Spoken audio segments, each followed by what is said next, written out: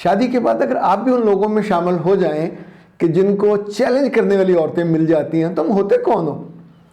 तुम मुझे रोक कैसे सकते हो? तुम मुझे सिखा कैसे सकते हो? तुम मुझे बता कैसे सकते हो? तुम मेरी आदतों पे, तुम मेरी ख्वाहिशों पे कदगन कैसे लगा सकते हो? इन औरतों से डील करना कोई आसान नहीं होता। इतना बड़ा दिल और इतना बड़ा जिगरा चाहिए। ये जो मर्दों को चैलेंज करने वाली औरतें हैं, आमतौर पे इनकी खुशी की उम्र बहुत छोटी मैंने देखी है।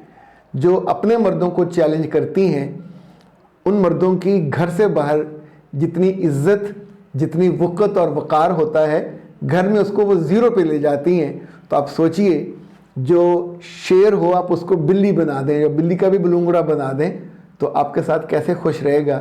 इसीलिए इनकी खानगी ज़िंदगियाँ और अज़दवाजी ज़िंदगियाँ दोनों बहुत मुख्तसर होती हैं, और वो भी दुख और कड़वाहट से भरी हुई।